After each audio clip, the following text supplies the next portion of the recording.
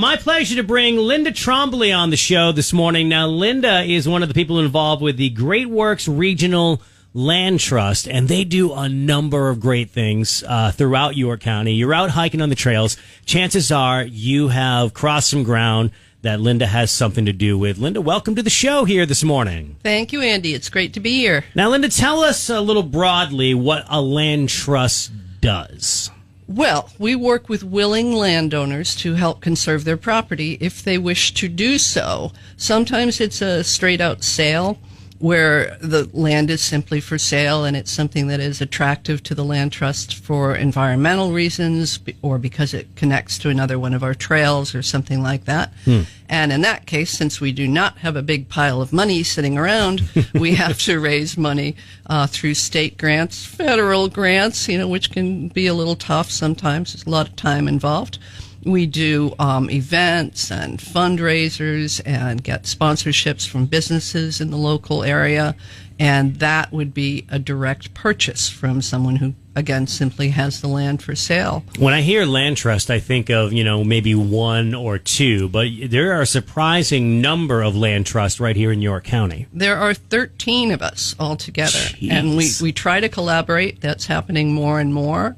The Mount Agamenticus to the Sea project, for instance, involved several land trusts, York Land Trust particularly, along with Great Works and others. And yeah, we all have the same kind of things in mind. Get out there, take a hike, enjoy nature. So in terms of the particular types of properties or situations, deals, I guess you'd say, once in a while we have somebody who actually gives us donates a nice parcel. Do you ring a bell? Yeah, we should, right? Like a big tip. Yeah. That doesn't happen very often, and not all properties are necessarily suitable for conservation, but it's lovely when that happens. It's rare.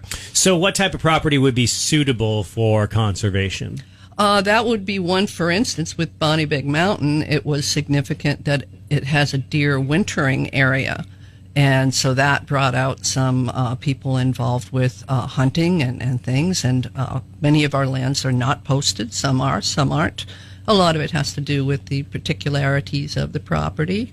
Waterways, very interested in waterways and clean water, as a lot of people are these days. Some of the properties that we work with have to do with an easement where the landowner keeps the property, but since property rights are kind of like a bundle of sticks, you have your forestry rights, your water rights, your development rights. Your Miranda rights. Oh, that's something completely different. I'm sorry. Yeah. Privacy rights. Yeah, Is it going to be posted? Is it going to not be posted? In that case, a lot of those choices are up to the landowner, and it's a negotiated contract. Jeez. Sometimes they donate the easement, but more often we have to raise money to purchase the development rights and only the development rights. That kind of property would not be open to the public. Not all conservation areas are open to the public.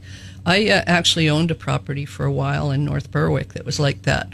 I was really glad I had the property or the forestry rights because I was able to stay there a little longer than I would have otherwise. Right. By doing a little sustainable forestry. Do you find that a lot of land, a lot of the land is old, as far as ownership goes and the families and everything?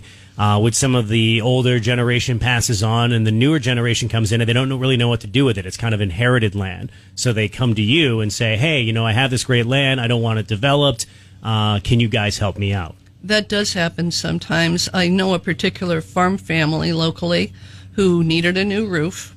The grandson wanted to continue farming there, and they could not afford to keep this beautiful 20-acre parcel. So we raised the money to buy only the development rights, leave them a building envelope in case they needed to build another barn or something like that. And it's still there, and the family is still there, and it's still a farm because that's what they wanted. Yeah, no, that's great. So Linda Trombley is my guest this morning. She's from Great Works Regional Land Trust. You have some events coming up. We talked about fundraising and just ways that you're out in the community. Can you tell us about a couple of those?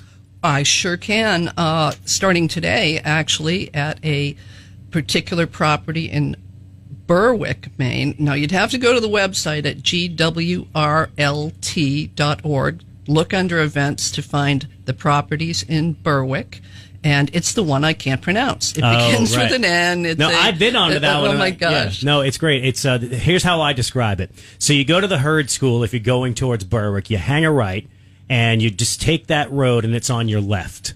And it's before you get to the weird intersection with 5 different roads. Right?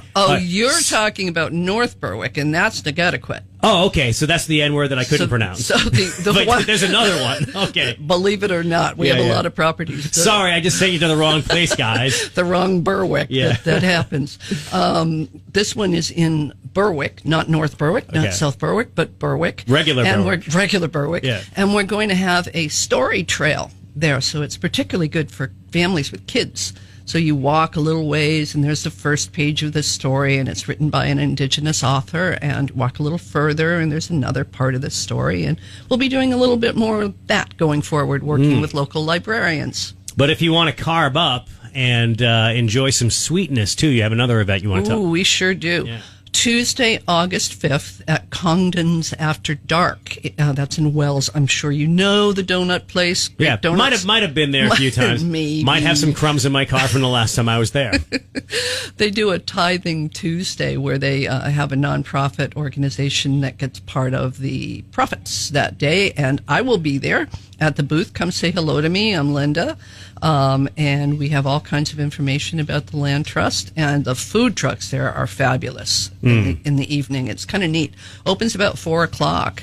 So that's a good chance to, if you haven't been out to Wells this summer, hit the beach a little bit or take a ride around and come on by Congdon's After Dark on Tuesday, August 5th, starting at 4, and people stay there well into the evening. There are picnic tables, and it's really quite pleasant. I love the fact that Congdon's has found a way to sell donuts to Gen Z in a time that isn't even breakfast. It's fantastic. It's really a talent what they've done with that place. Linda Trombley, thank you so much from the Great Works Regional Land Trust, our guest this morning on York County Connects. Connect with York County's morning show at 324-1220. 324-1220. Or the open mic feature on the Seacoast Oldies app. Come on now, wake up.